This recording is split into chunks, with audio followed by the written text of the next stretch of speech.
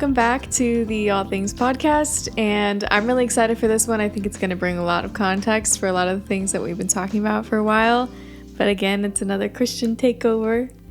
Hello, everyone. Here again. Where he's joining me, because we're going to tell our story, because we always say that it's just really, really designed, and it is, and so I don't think we could talk about what we've learned, and I don't think we could talk about a lot of things without giving a lot of context to who we are and how we started. Yeah.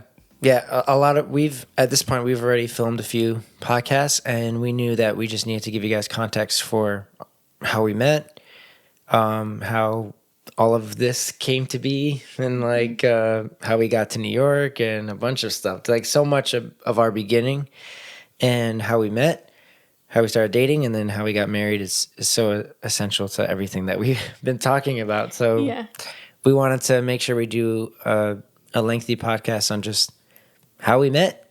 And it's a lot of fun to talk about. Mm-hmm. And yeah, it is. It's really funny when people ask us, they're like, oh, so how'd you guys meet? We both look at each other, we're like... Yeah, it's really hard to explain.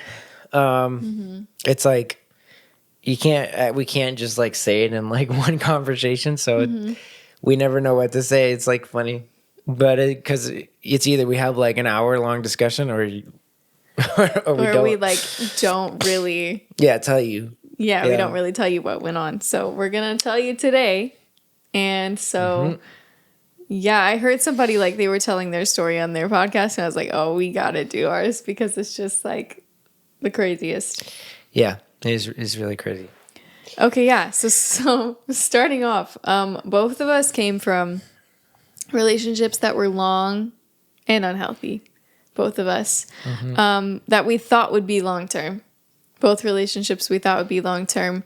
And mine was 3-ish years. And I remember when it ended, like my world like collapsed. And I was like, oh my gosh, this is so... like terrible. I just didn't know what the future was going to hold for me at that point. And I went and visited my brother and my sister-in-law because like I just wanted to go be with my family.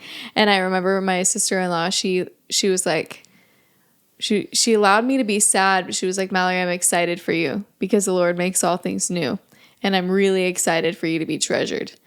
And that ended up being kind of crazy and a little bit prophetic because you said some of those things when we met. But I'll let you explain a little bit of your past too. Well, yeah, I mean, my journey with my past relationship was, it's hard. I got to think about it because it's been so long since I've had to think about it. But yeah, it was like just a lot of sacrifice on my end, and I think a lot of things one thing that I would say to describe it to like other people was like, I really only knew love in the context of sacrifice.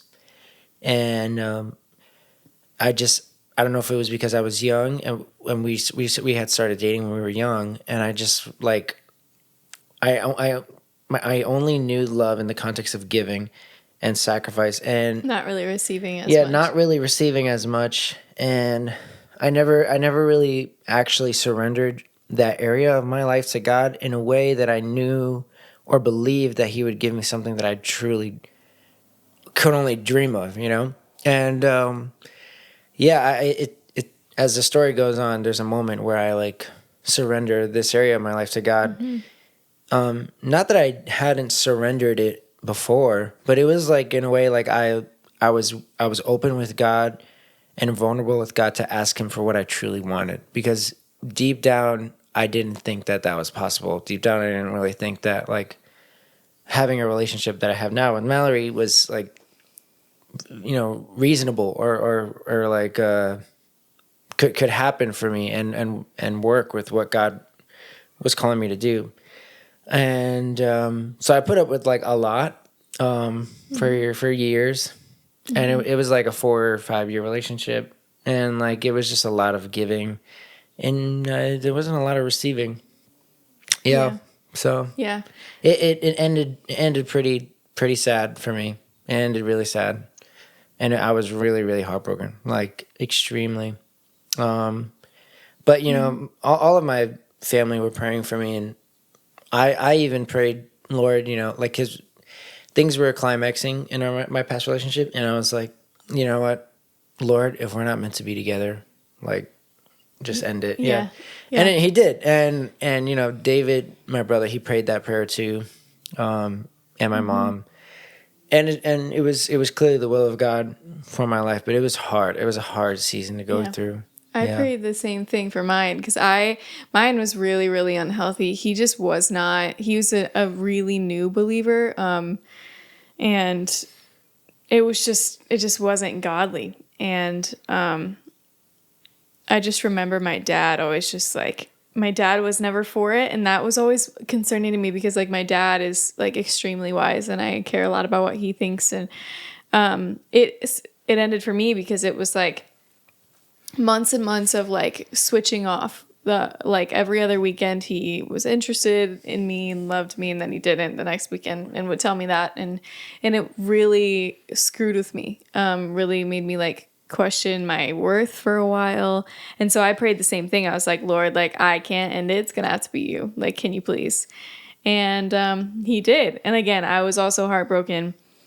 But again, my sister-in-law was like, I cannot wait for you to be treasured. And that night, I wrote a list of things that I wanted to find in somebody. Or really, it was more like things I wouldn't allow again. But all of my girlfriends surrounded me. I met my best friend that night. Or well, like, she turned into my best friend that night. And because she showed up with a milkshake for me. But, like, my girlfriends really... It's funny. Yeah. Lucy, she did. But my girlfriends really, really, really showed up for me. They were my church. They prayed for me. They really, really encouraged me. But yeah, so then come December, a year and a half later for me, because the relationship ended in 2021. And at the end of 2022, like December, like the very end of December 2022, I just decided to write a new list of things I wanted in somebody. And it was based off of this podcast that was talking about qualities to look for in a church leader, but they're really good to use for somebody to like to date. And I wrote like a list out, and it's crazy because it's like so specifically him. And then you can talk about yours, and then I'll tell them how we met. Yeah. So I kind of had a similar moment with like the list thing. Where like, so my relationship had ended, I think in August, and I was going into my last year of college. It was actually my fifth year. I wasn't supposed to take fifth year, but it ended up being so. And I remember feeling like I had no plan for my life, because when you're in a relationship for that long, you kind of like develop a plan, and you have like structure. And you kind of like have like, oh, like you're going to do your master's, or you're going to do this, we'll try and move here. Like you're already kind of planning stuff. So I felt like I had zero plan. So I was like, man, I made a lot of new friends, and like, Which was really important. Yeah. I had to learn how to like, I don't know, make friends again. Like start over. Yeah. I don't know how to describe it. I was never a person that was like very needy for friendships. One of the first things my mom told me when I went away to college was, you don't go to college to make friends. Which is crazy. Because my mom sent me off like praying, like on her knees, like praying that I would meet friends. That was like half of why I went. Yeah, no, my mom was saying that in love, and in a way she's right. I mean, like you have to stay on. I disagree. I mean, certainly college is for friendships and relationships, but like yes. I went for sisterhood. Yeah. So anyways, so you had that in your head. Yeah, I had that in my head, and I never really took the time to get to know people, even in my school. People didn't even know I existed in the School of Music. We existed for 3 years in the same school, and I never saw him, never heard of him, nothing. Yeah, we didn't know anything about each other, and so I had to like learn how to put myself out there again, and it was like, it was really fruitful for me. It developed my personality, developed my just ability to conversate, to make friends, to be a better leader. It was really good. but it was stretching. And I remember I used to work at Liberty University Theater Department, and I was Greg Vinson. He's in my wedding party. He's a mentor and friend of mine, and we were in the booth before a show, and Greg is funny. If you know Greg, hopefully he watches this because he's gonna laugh. But he's a really funny guy, and he's always cracking jokes. And he thought about starting a podcast called Conversations in the Booth for a long time, because the conversations in that booth, This like is his when the sign house was too. open. What? This is his sign to do it. Yeah, true. Yeah. So, anyways, we were in the booth, and he was like, all right. He was like, tell me what 5 qualities. what are the top 5 qualities that you would want in someone? Because we're all young, we're all in college, and he's not. He's old, right? And married. Yeah. So he's like, what are the top 5 qualities that you guys want in someone? And like they all started going around. I forget who was there. I definitely know John Lennon was there. Anyways, but we went around, and I realized that I didn't have an answer, and it was a awakening moment for me where I was like, wow, like I don't know if it was just being in this relationship for so long that I didn't even like realize or even think about what I wanted. Wanted or needed what I most. wanted in someone. And that's when I realized that I truly hadn't surrendered that area of my life to God yet. I mean, I thought I did, and I certainly have to some extent, where like I would pray about it, and if the Lord would tell me no, I wouldn't pursue a relationship, which I've done before. And but this is different. This was like me pleading to God, like me asking God for something. Mm-hmm. I had never wanted to believe him for that. So that night I went home and I prayed and I wrote down these qualities, which is literally Mallory to a T. The first thing I said was that she would love the Lord, her God, with all of her heart, soul, mind, and strength. And the second was that she would understand ministry and have a heart for ministry, know what that cost is. Thirdly, that she would be family oriented. Mm-hmm. And fourth, that she would be nurturing, someone who is caring. And I always say like a picture of that would be like a gardener, like someone who's like takes care of, cultivates. And then fifth was attractive. I remember when he told me that, I was like, huh? Well, this is funny because this has to do with the conversation in the booth with Greg, because Greg was like, would you date somebody if they weren't attractive? And we were all like, nah. And then there was like a debate. And then no one wanted to answer because he was like, but listen, he was like, what if they're like the greatest person in the world? They're like the best person. They're just absolutely ugly. And we were like, what? Anyway. So in short, from that discussion, we realized that it matters. That's to some extent. It does. It definitely matters. So that's People why it's say last. It doesn't. Notice it's last. That she would be attractive, and obviously she's attractive, as you can see. And yeah. So if you know Mallory, and hopefully you've watched a few episodes by now, so it's like you sort of know Mallory. That is her. That is literally her in order, like completely. So yeah, there's my side of that whole making a list thing. Yeah.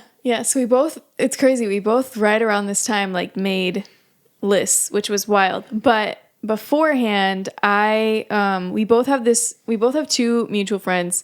And they were friends too. Their names were Colton and Daniel. And Daniel tried to get us in a coffee house, like a talent show group together at one point, the 2 of us. Like, rehearsals never worked out. We would have been singing together. Rehearsals never worked out. It never happened, but we were in the same group chat. So I didn't even know you exist. It was like it never happened. It just went right over our heads because it didn't matter. So then I was headed to go lead worship with this one guy, Colton, and he was telling me about Christian, and he was like playing his music for me, and I was like, nope, absolutely not. Stop. Because in my brain, him setting me up with someone was just like, no.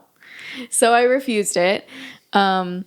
And he would throw it out every once in a while, and I was always just like, no, quit. And then yearly or the semester, every semester at the end of the semester, Liberty University does this thing called Coffee House, where essentially like the entire student body comes and watches this huge production where the talent is students. And it's comedy videos, it's like dancing, singing, all the things. Yeah, and it's just this whole production. It starts at 11 p.m. at the end of the semester. It's super fun. And I had really wanted to do it. And this year's theme was X's and XOs. And I was like, I had a breakup like a year and a half ago. Like, this was so perfect. I'm going to do a breakup song. But everybody I knew was either dating somebody or weird. And I was like, I don't know who to ask. And I thought about this one guy, but he like literally lived in Nashville. It just was like weird. So then I remembered Colton's suggestion of this random guy named Christian. And I was like, So I was hanging out with those guys one night. And when I left, I texted one of them and I was like, hey, like your friend Christian, like would he do Coffee House with me if he's as talented as you say? And he was like, he might be doing something already, but if he's free, he like definitely will. And I was like, okay. And I like kind of left it. And then we go home for break. And I text him while I'm on break. And I was like, hey, you don't know who I am, but do you want to do like Coffee House with me? Mm-hmm. We still have the DMs because it's not that long ago. Yeah. It's only about a little over 2 years ago now. Yeah. So she DM'd me first, which is funny. Literally quit. But yeah. So I replied. You yes. were like, I'm doing an audition on my own, but if I, sure. Essentially I said yes. And then we met at a practice room in the School of Music. If you guys know anything about music schools, they have these practice rooms that are soundproof little rooms with a piano in them. Yep. And that's where we met for the first time. Yeah. And I was nervous that he wasn't going to want to like perform with me after we like work together. I was worried we might not work together, but I wasn't worried like relationship wise because I had heard that he had just gotten out of a relationship and I was thinking like strictly business. And then we just had a lot of fun like singing together. Yeah, it was fun. We sang "What a Time" by Julia Michaels. Yep, that was the song we landed on. That was a song we would practice on. Yeah. So that day, the day we met,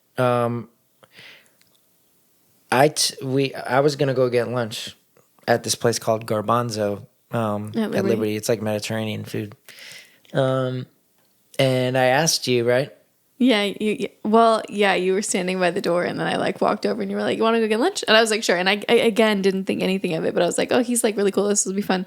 So then I didn't really think anything of that, like at that point of it either, other than just why not? Yeah, why not? It was fun. Yeah. Just because it was just lunch and it was really casual. And like we talked about our families, I remember. Yeah, there was tons of students around. Yeah, it wasn't like a date or anything. Yeah. But I remember leaving wanting to find an excuse to text him, but I couldn't really quit. I couldn't really figure out like what that feeling was.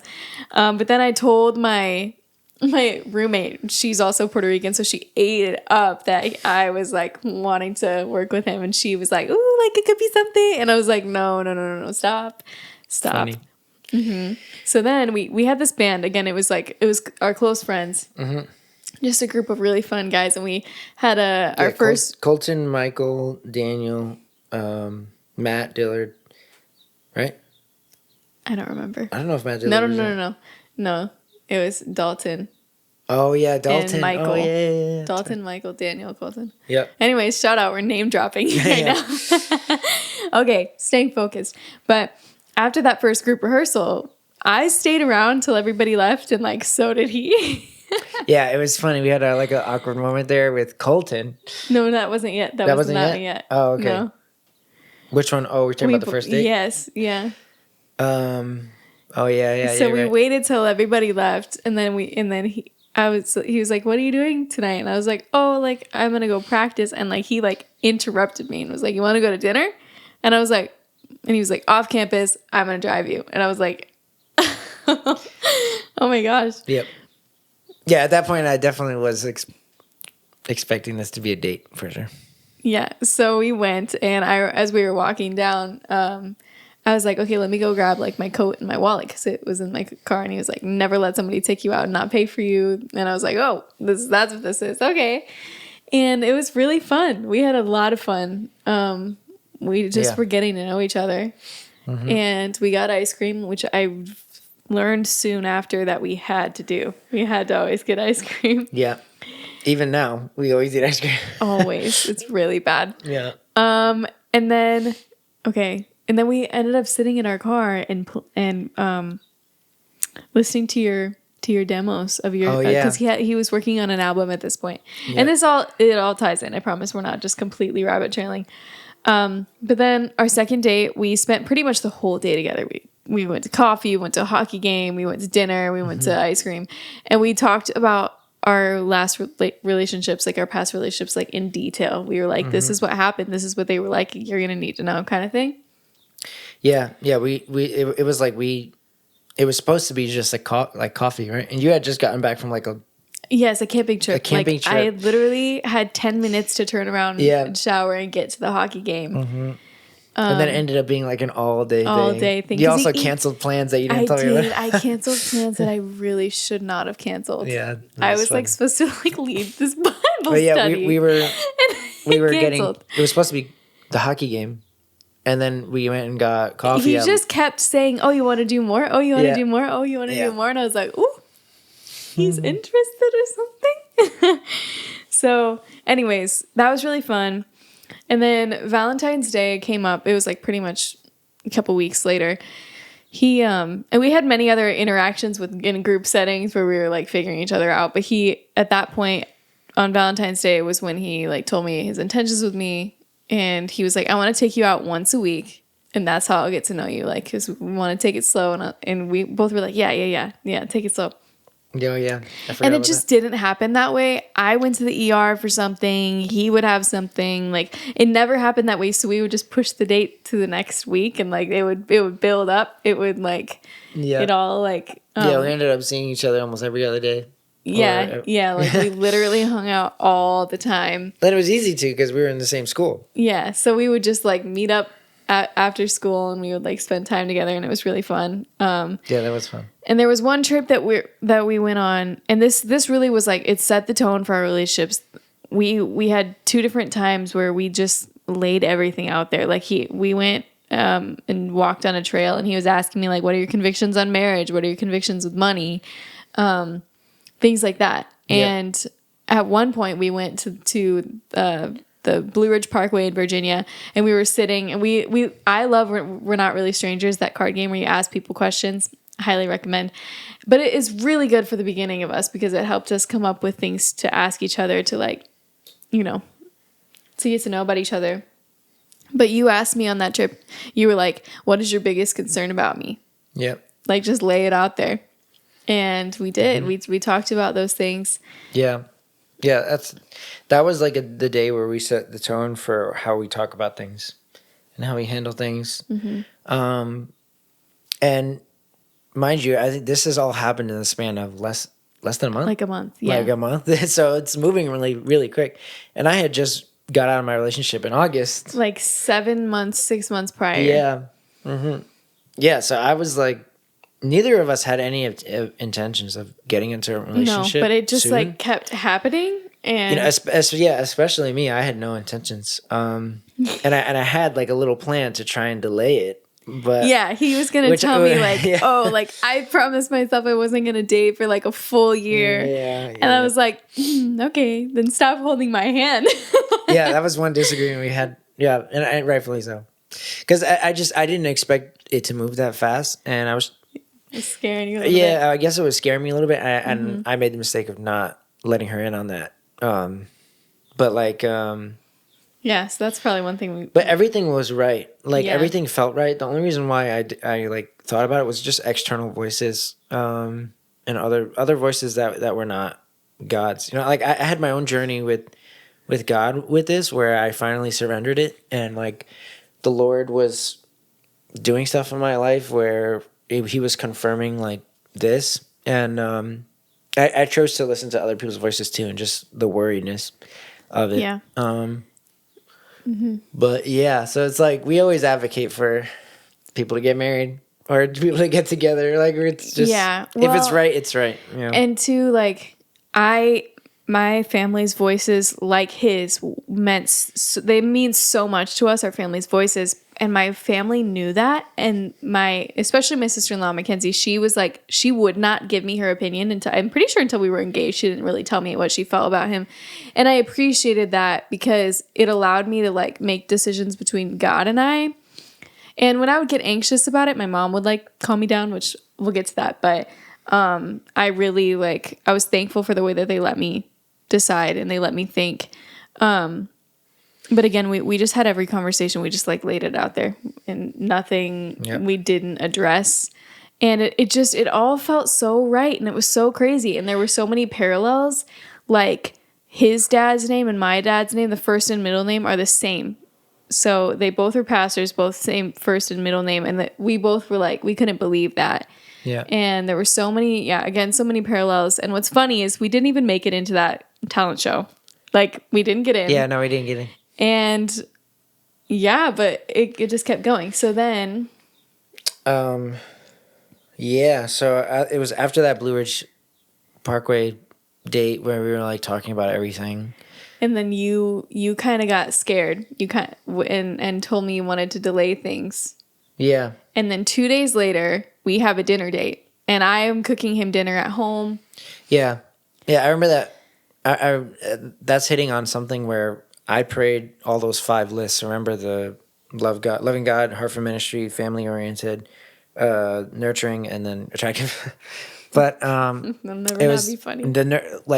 God had this thing where like she hit those points for me in different areas or different ways without even realizing, in order. And the nurturing thing, it was it was really sweet. We weren't even like a couple yet, and she like offered to make me dinner, and I was like, that's really sweet.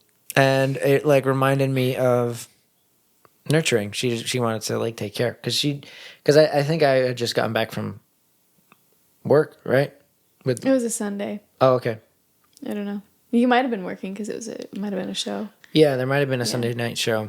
Yeah. And like I think, and she knew that I wouldn't have time to eat, so I was like, yeah. And I missed an important thing too. A way that he was confirmed for me too was, remember I said that Mackenzie told me like, I can't wait for you to be treasured. After our Valentine's Day date, I was like, hey, thank you for being so upfront and so clear about your intentions, because he was like pretty straightforward, like, this is what I want to do, this is my intentions with you.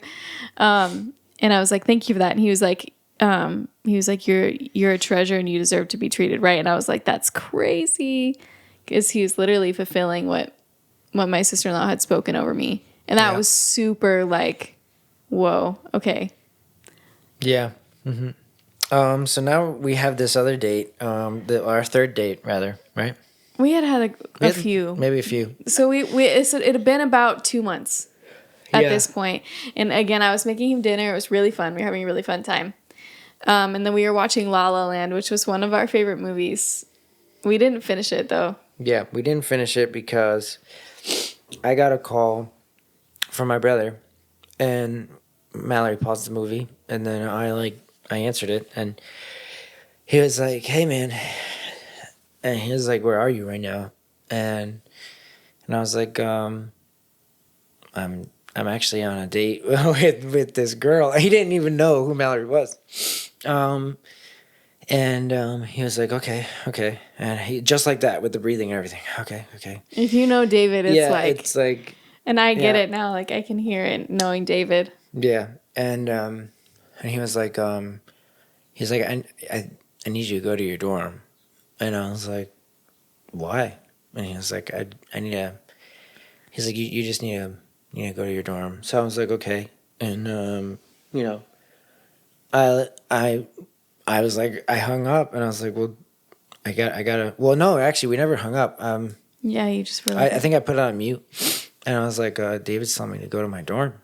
And I was like, okay. And I just had a really bad feeling, and I was like, tell me what he says. Tell me what he says. Yeah, so she told me, she was like, tell me what he says. We had only known each other for what, 2 months? 2 months. But I was like, tell me what he says. And I called my mom when you left, and I was like, Mom, something really bad happened. I don't know what it is. I just have this gut feeling. My mom did too. She knew too in her spirit. Yeah. So I went home. I went to my dorm, and David never hung up the phone. I wish I could remember what we talked about. I think he tried to talk to me about the date. We were like, he's like, oh, so you're on like a date with this girl? And I was like, yeah. He probably couldn't even get words out. Yeah, I don't even remember. I mean, like, he was like, I think I said, are you okay? I think I was trying to console him because I noticed that he was like not okay. So I was like, what's wrong? I was like, don't worry, everything's gonna be. I think I said it's gonna be okay or something like that. But I drove to my dorm and then I sat on my bed and my brother gave me the news that no one should hear, and that that my dad had passed away from a heart attack. And it was really crazy time.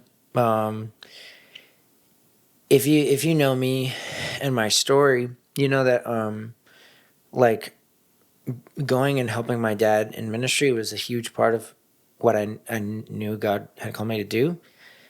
It's why we're here in New York right now. And it was like something I knew I had to do. And I didn't know the timing.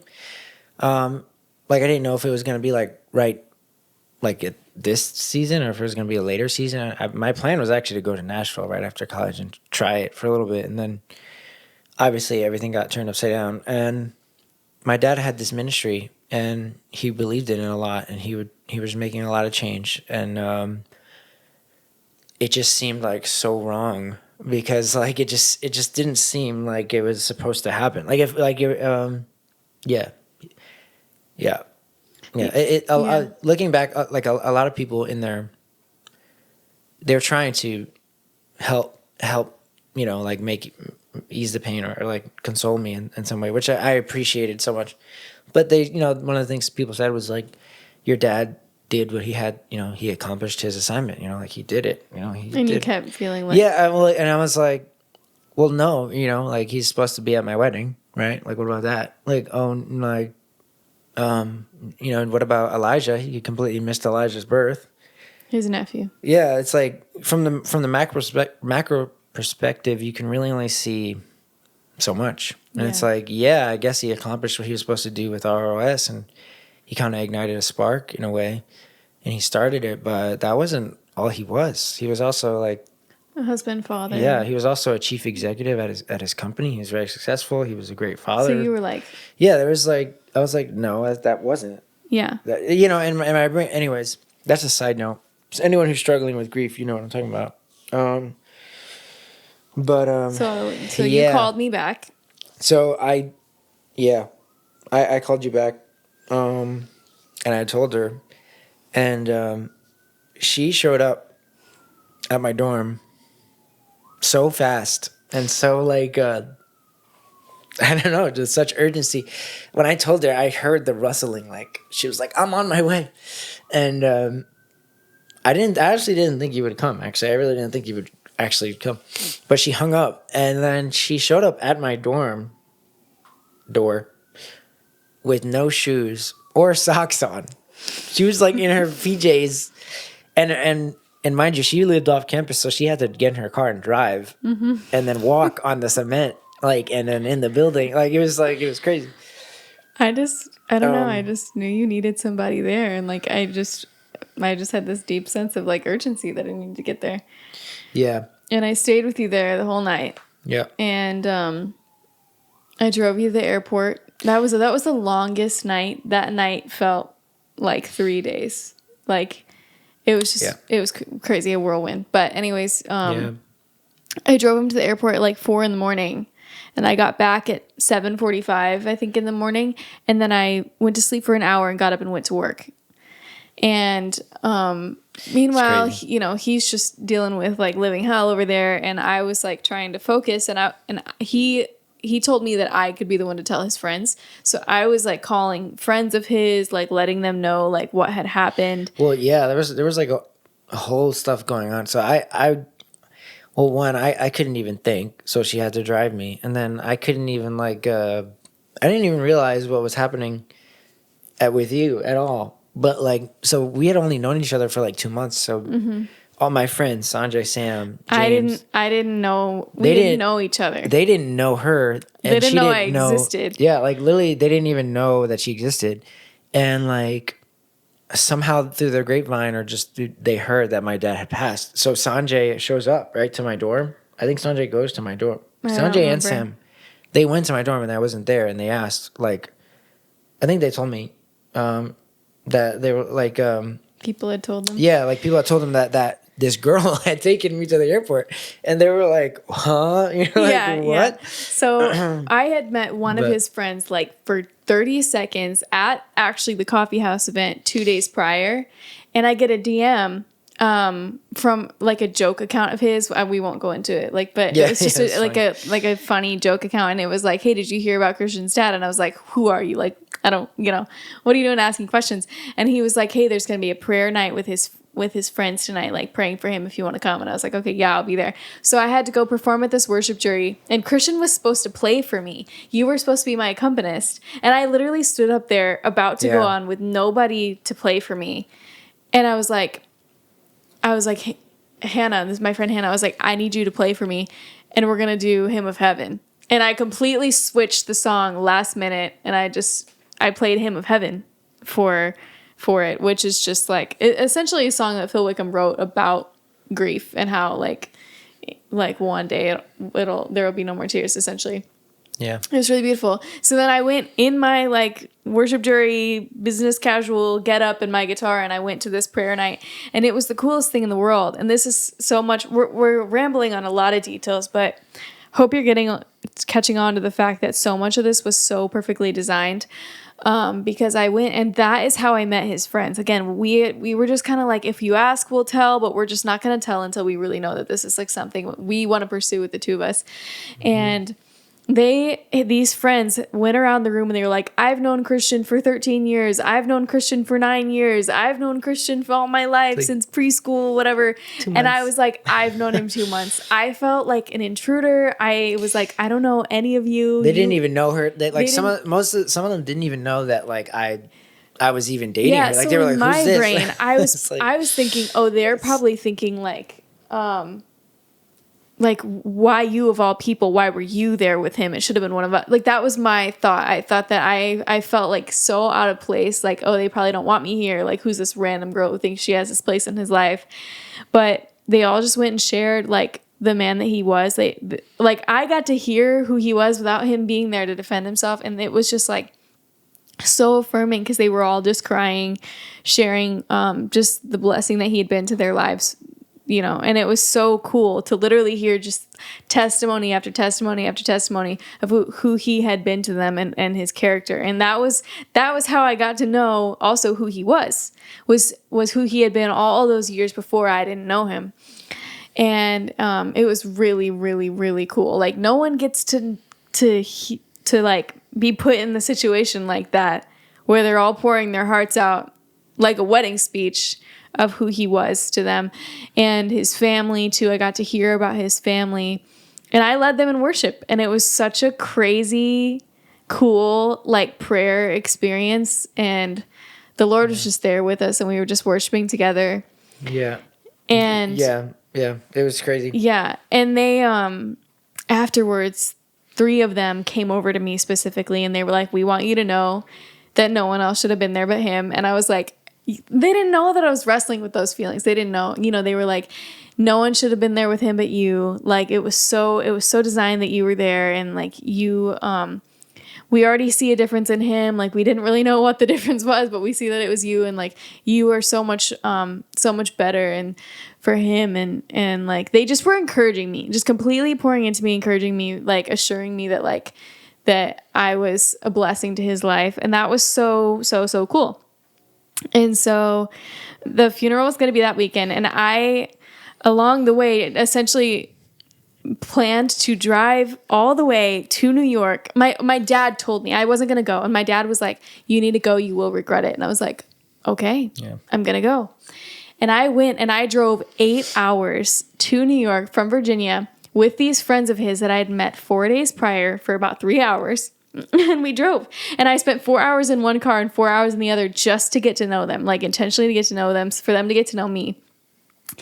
And I show up there, and I wasn't gonna stay at his house. He agreed. He said he wanted me there, and I was like, I don't want to be an intruder. And he was like, I'll stay. I was like, I'll stay with one of the guys, and he was like, no, like stay with us. And I was like, oh my gosh, I was kind of avoiding it because I'm kind of scared.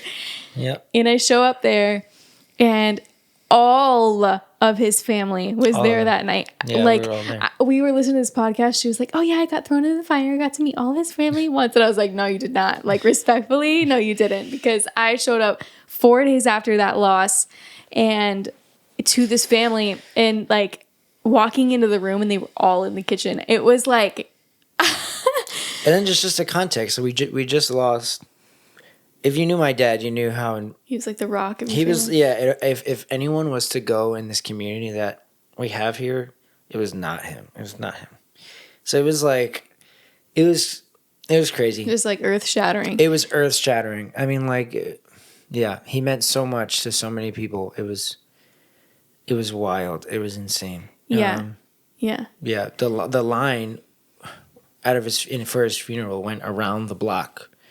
Our church can only hold max like 400 people. That's max. That's like we're sardines. There must have been like over 1,000 people, over 1,200 people there easily. Some of them did. Most of the people didn't even get in. Yeah, and it was raining, and they were standing in the rain in the line. I felt so bad. The Gilberts, like my best friend Jonathan Gilbert, his family, they never even stepped in the building. They were literally all around the block from waiting in a line trying to get in.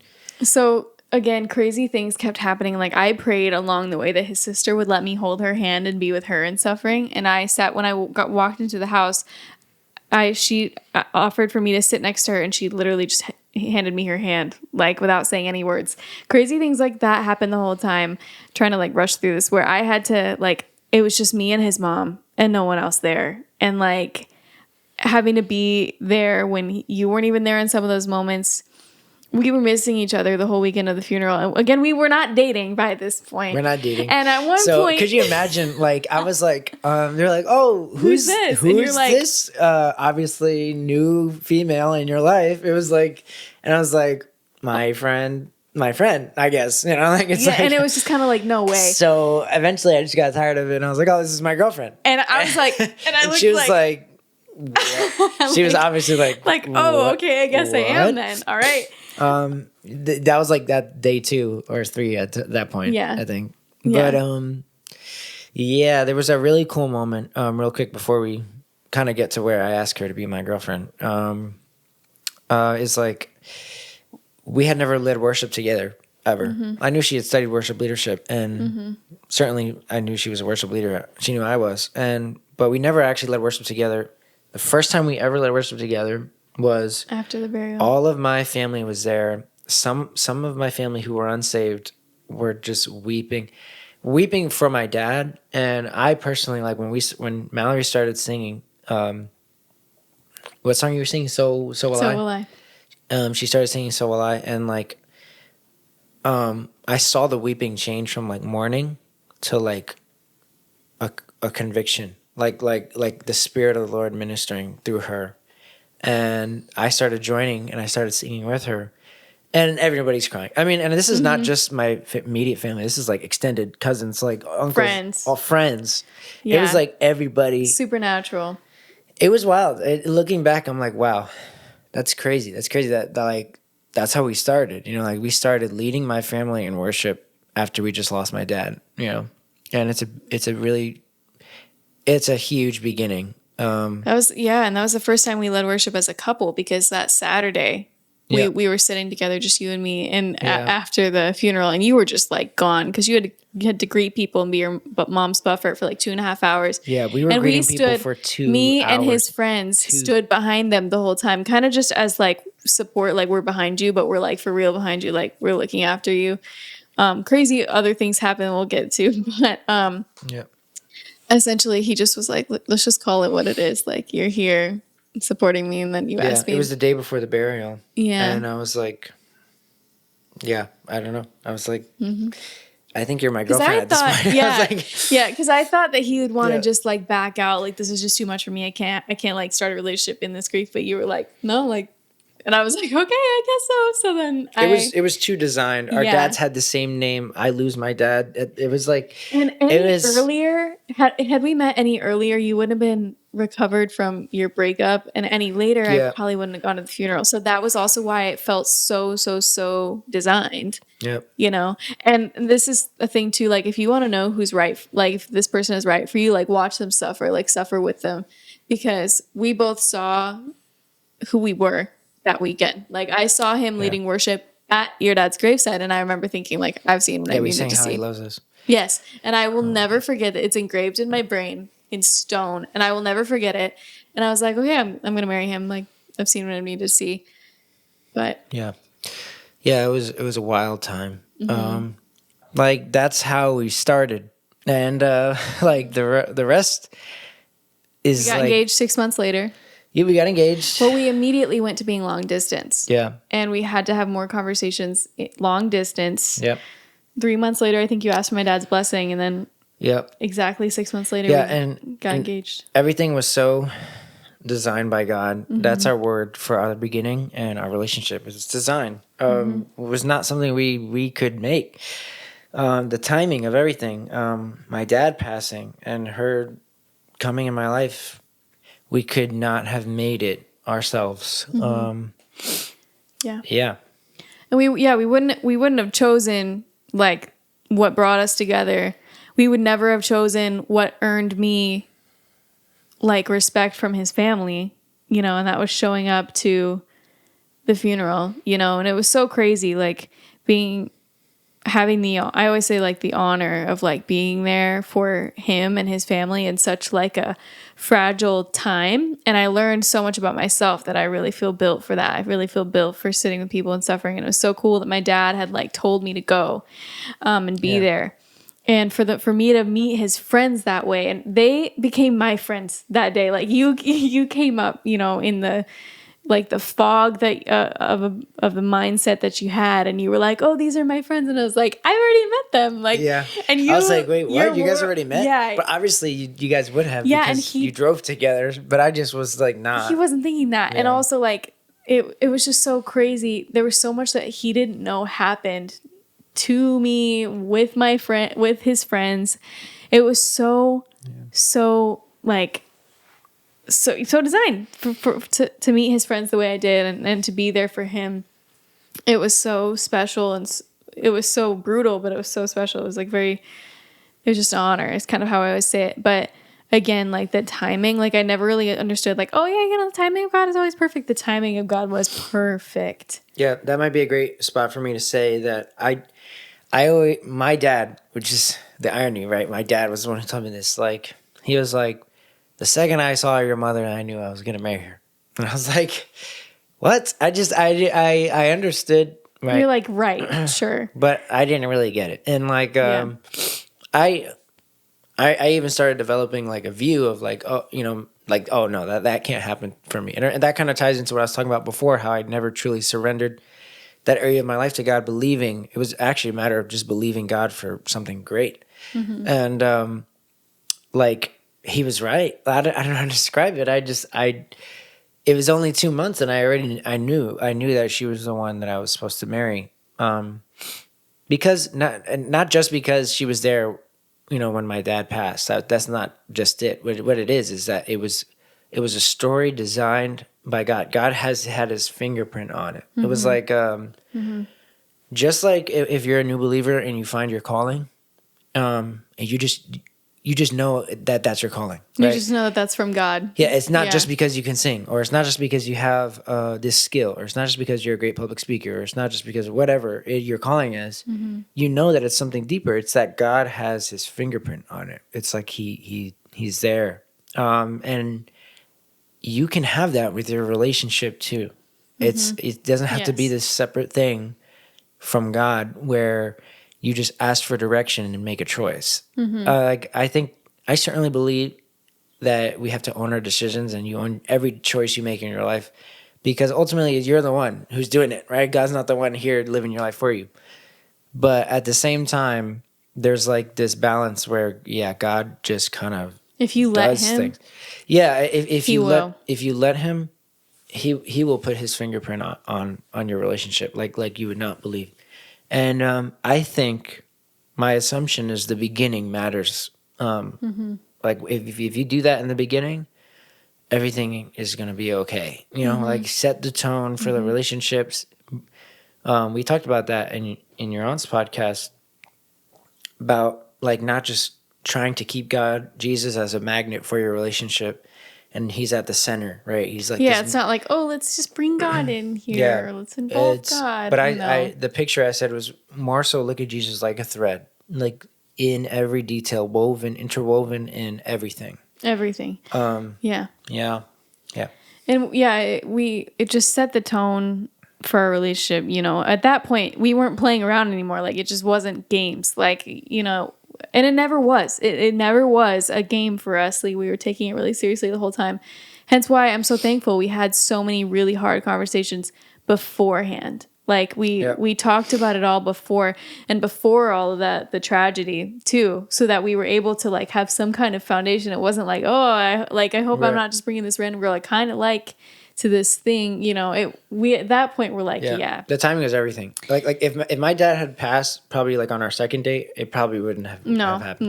No. It was. I'm telling you, the timing was perfect. The rhythm that the Lord made for our relationship was crazy. And again, we had pushback. Like, a lot of people were like, oh, like that was fast. But at the same time, I was like, okay, my professor just told me like obviously like the word says there's wisdom in the counsel of many, and there absolutely is. But at the same time, too, like the only one that like we should really be making decisions with is the Lord, like us and the Lord, you know.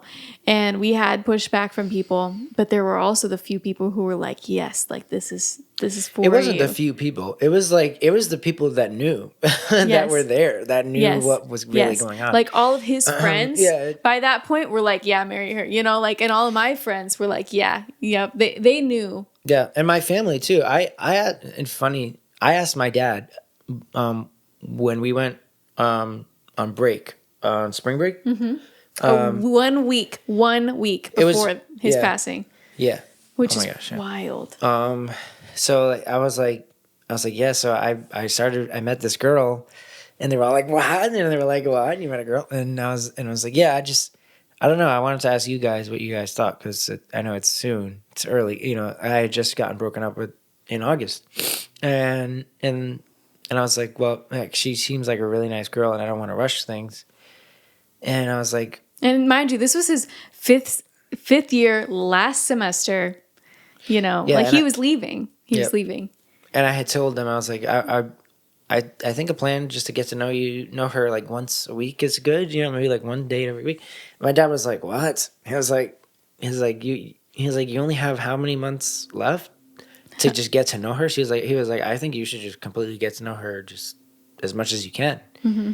And that was like one of the last things he said about it. And you were like, okay. Because he never met her. Yeah. You know? He saw me on FaceTime, though, which is a crazy story for another time. Yeah. But yeah, there were just so many things about it that were just so, like, again, designed. And I remember being really afraid, because mind you, another thing that we discussed the night of that mountain, like, trip where we, like, talked about, like, what's your biggest concern about me? He essentially told me that, like, he's got to move to New York, and there was, like, no flexing on that. Like, he knew that he had to go. It was pretty much an ultimatum. He likes to say he likes to say quite, that it was a really friendly proposed, really kindly proposed ultimatum. I just knew what God was calling me to do. Yeah, and so I was essentially presented right there with the knowledge of, like, you either, like, lose this great thing you found or go to New York. And that I knew meant not being, like, a hired worship leader, which I wanted to be. That meant not moving to these two places that were, like, high on my radar for, like, my whole life. The plan that I had, it was like him or this plan I had. And so I was really, really, really scared. But the Lord kept confirming things. Like, within 24 hours, the Lord would respond to these prayers that I would pray. Like if I had a concern about him, I would pray about it. I wouldn't say it to him. And he would come to me the next day and say something that the Lord almost was like, just say this to her. Like, you know, and like he would say it to me and it would just resolve those worries like one after another within 24 hours. And that happened for like 3 months straight. It was wild. Yeah. Also, it just confirmed it for me because I'm such a worrier, but I had like no room to worry at that point. Yeah. And then also my dad passing, and there was some talks of like the ministry that he was in charge of just kind of dissipating, not going away completely. And me and my brother just were not going to let that happen. And so it kind of, my dad passing in a way affirmed me going to New York. Like it was supposed to be what I was doing. And I had plenty of friends that were like, oh, why are you always going home for break? Like, why don't you go here? Why don't you go there? Like, because that's what I did. I traveled like the country. Yeah. And I never, every single break I went home to New York. And I'm realizing now those were some of the last summers I had with my dad, you know? And like, it just, you know, I don't know who's out there. Hopefully you're out there and listening. You're this deep into this episode. But if you know God is calling you to do something, you do it. I don't care what anyone tells you. I don't care if your mom tells you to do, like, if you know how to hear the voice of God, which is a different conversation, right? But if you know how to hear the voice of God, you have to do what God told you to do. Mm-hmm. And it was certainly the case with me. Because like, imagine if you didn't. If I I can't even imagine, you know. All that time that I wouldn't have had with my dad. Just because people said I needed to go live a little and like not go home for break. What? You know? Yeah, and again, like he's now with me. Like you're doing those, you're traveling with me now. That's true. Yeah. All the time. Yeah. Like making up for all that time if you think about it. Yeah. Like we're always traveling. We're traveling once a month, at least, to different states all around leading worship, which is really cool. And so again, like the Lord, he's got you, you know. But really, like the biggest advice is just like get those hard conversations out of the way. I mean, we got engaged literally 6 months later, like from when we started dating.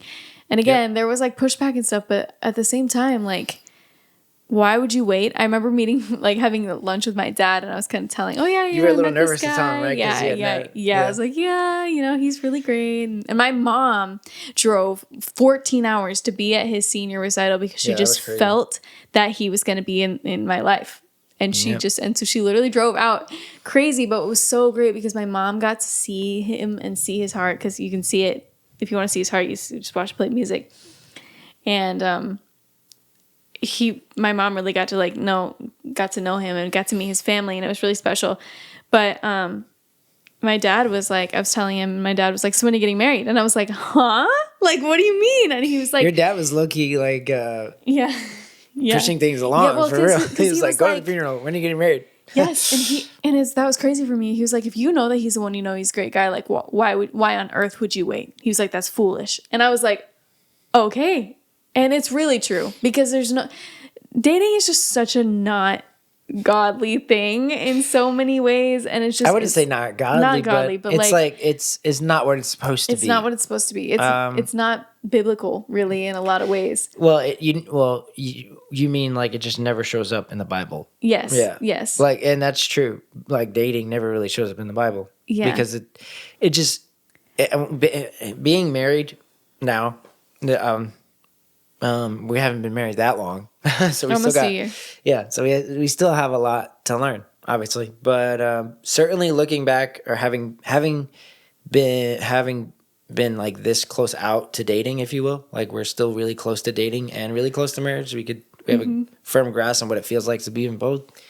But, it's like, it's just, marriage is the way it should be. Like there's so much that we can develop in our relationship that we would not be able to in dating. And I forget which pastor I heard this from, but it's like, you look at marriage and you look at dating like a container, and dating is a very small container, and it's like it can't contain the consequences and the repercussions of, let's say, sex, right?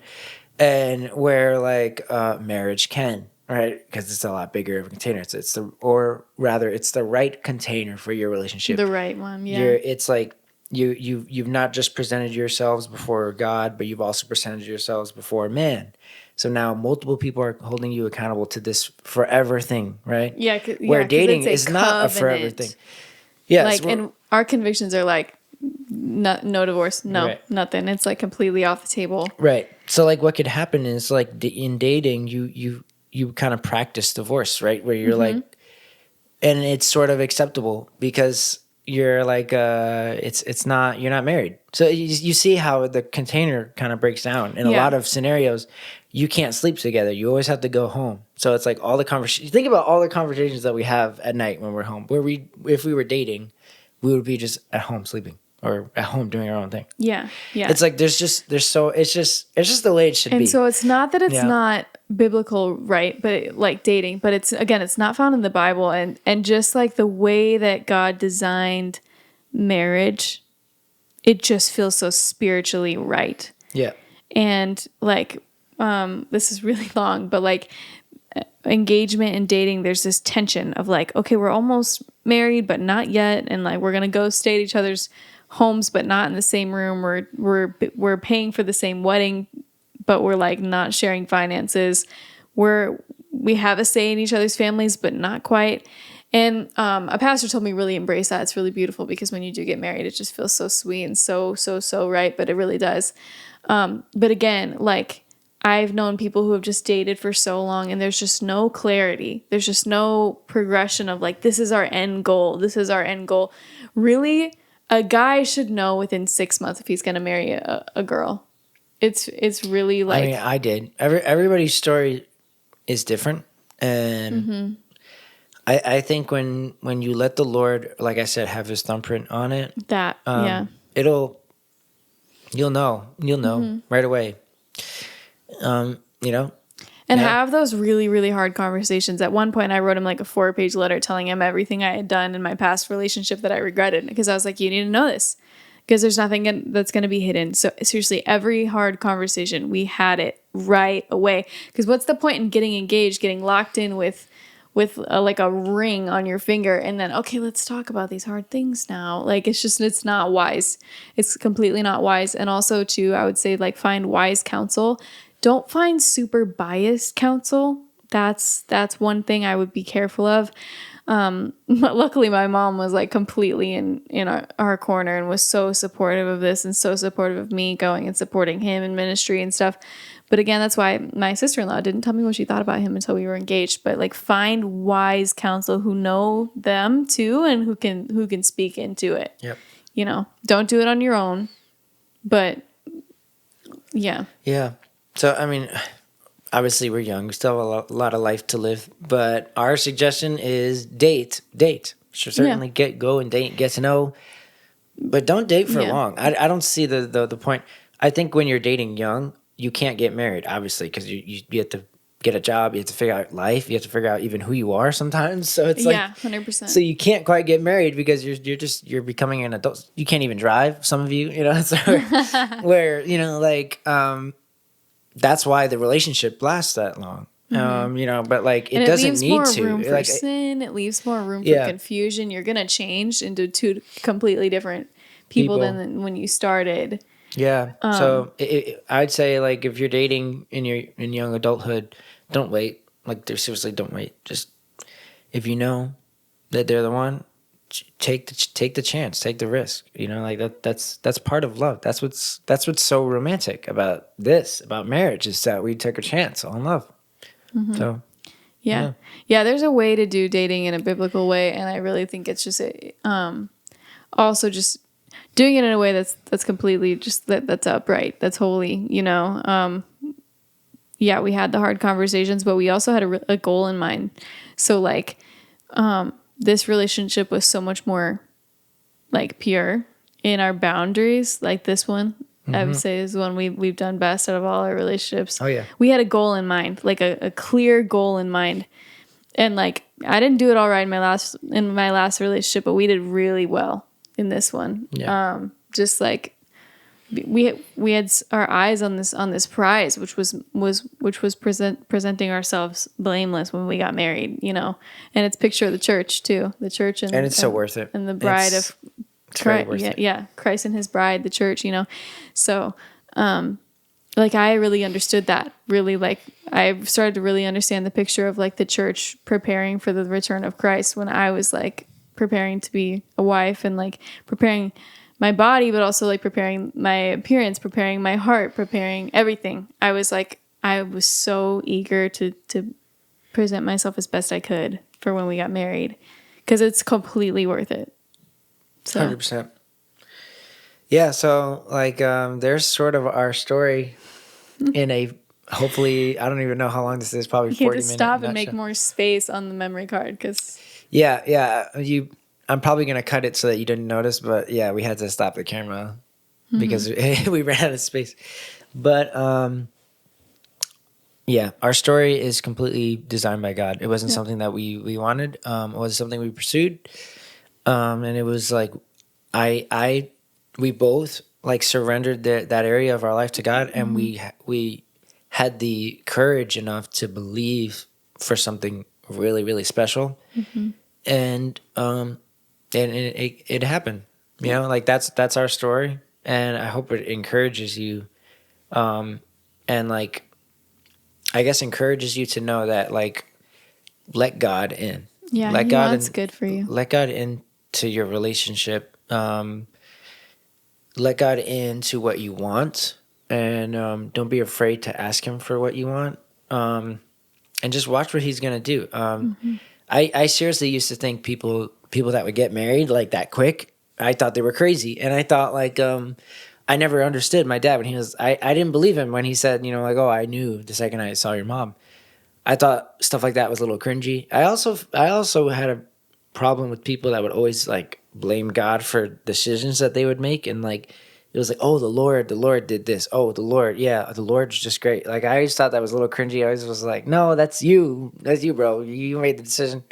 But like with us, the Lord really broke that in me, where like, yeah, no, the God really did design our relationship, and it's not cringy, and it's something that you can have, and it's something that's achievable. Yeah. You just have to. I think more than just sacrificing, it's actually like and trusting. It's like believing Him for having it. enough faith to obey too, to just like the sermon we were just watching. Like having enough faith to obey. Oh yeah. And He really, really does want good. And like the whole like don't settle, it's for real. It's for real. I mean, he had that too. It was hindsight is 2020. And we both were settling at that point. But yeah, now look. Yeah, it's a crazy beginning. We can't just say it in like a like this is going to be the longest podcast. There's too many major canon events. There's like there's the coffee house, which I guess is like the basic. The way I met your friends. Yeah, the way that I met your family. Yeah, it's like it's the coffee house. It's my dad passing. It's the everything. Dating at the like before the burial. It's like it's like the getting engaged in like 6 months. It's like it's just so much. There's so many details. Like our dad's having the same name. Yeah, which is crazy detail. Yeah. It's like the prayer that I prayed like just weeks before I met her. How God answered those prayers in order, right? The last, just. Yeah. Anyways, so we hope this encourages you that like, number one, like have the courage to ask the hard questions, to have those, lay it all out there, ask the really hard questions, have a goal in mind, hold marriage to the highest, like hold it with such reverence. It's so much better than dating, and it's so beyond worth it to do it right when you date, but also, again, like he said, like the Lord wants good for you. Yeah, He does. Yeah. So yeah, I hope that encourages you. Thanks for listening to that really, really long story. So now it's going to give you context for any other thing we talk about that the Lord just had His hand all over this, and we're really thankful. And now we're, the first time we're leading worship, now we're worship leaders. We lead worship together literally all the time. Yeah. Anyways, thanks for watching. Bye. Bye.